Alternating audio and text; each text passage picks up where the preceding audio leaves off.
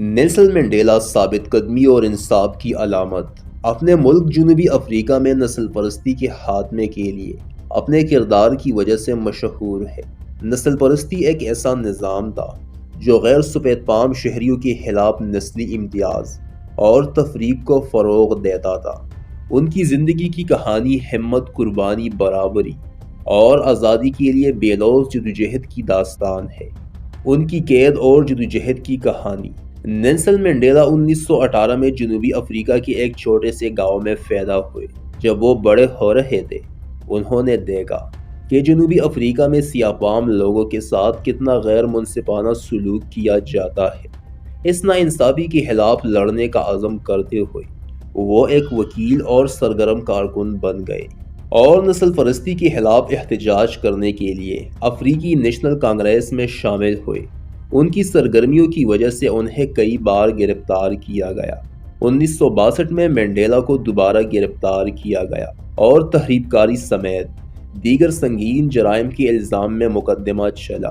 1964 میں انہیں عمر قید کی سزا سنائی گئی اور وہ 27 سال جیل میں رہے۔ زیادہ تر وقت رابن آئی لینڈ پر گزارا۔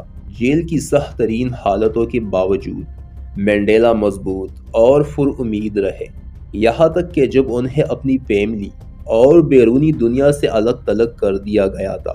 جیل میں بھی وہ آزادی کی جدوجہد کی علامت بن گئے اور جنوبی افریقہ اور دنیا بھر میں لوگوں کو متاثر کرتے رہے۔ منڈیلا کی کہانی میں ایک موڑ 1980 کی دہائی کے آخر میں آیا، جب نسل پرستی کے خلاف بین الاقوامی دباؤ اور احتجاج میں اضافہ ہوا۔ جنوبی افریقی حکومت نے یہ محسوس کیا کہ وہ اپنے قوانین کو ہمیشہ برقرار نہیں رکھ سکتے، تو انہوں نے منڈیلا اور افریقی نیشنل کانگریس کے ساتھ مذاکرات شروع کیے۔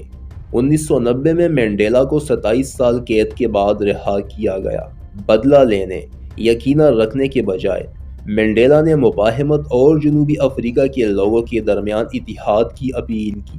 ان کی توجہ ایک پرامن اور جمہوری معاشرے کی تعمیر پر تھی، جہاں تمام نسلیں برابری کے ساتھ رہ سکے۔ 1994 میں جنوبی افریقہ میں پہلی بار کثیر نسلی انتخابات ہوئے اور منڈیلا ملک کے پہلی سیاہ فام صدر منتخب ہوئے۔ ان کی قیادت میں نسل پرستی کی قوانین کو ختم کر دیا گیا اور ماضی کے گہرے زخموں کو بھرنے کے لیے اقدامات کیے گئے۔ انہوں نے انسانی حقوق کی خلاف ورزیوں کی تحقیقات کے لیے سچائی اور مفاہمتی کمیشن قائم کیا، جس کا مقصد معافی اور قوم کی دوبارہ تعمیر پر زور دینا تھا۔ نیلسن منڈیلا کی کہانی ہمیں معافی کی طاقت اور ثابت قدمی کی اہمیت کے بارے میں بتاتی ہے۔ 27 سال کی قید برداشت کرنے کے باوجود وہ بغیر کسی نفرت یا بدلے کی خواہش کے نکلے۔ اس کے بجائے انہوں نے ان لوگوں کو معاف کیا جنہوں نے ان پر ظلم کیا اور ایک متحد اور منصفانہ جنوبی افریقہ کی تعمیر کی کوشش کی۔ ان کی کہانی یہ ظاہر کرتی ہے کہ حقیقی قیادت کینہ رکھنے یا انتقام لینے کے بارے میں نہیں سوچتی ہے، بلکہ امن اور سمجھ بوجھ کو فروغ دینے کے بارے میں سوچتی ہے، چاہے ہمارے ساتھ غلط کرنے والے کیوں ہی نہ ہو۔ منڈیلا کا صبر اور انصاف کے لیے عزم ہمیں یہ بتاتا ہے کہ عظیم تبدیلی اکثر قربانی، ہمت اور اصولوں پر ثابت قدمی کے ساتھ آتی ہے۔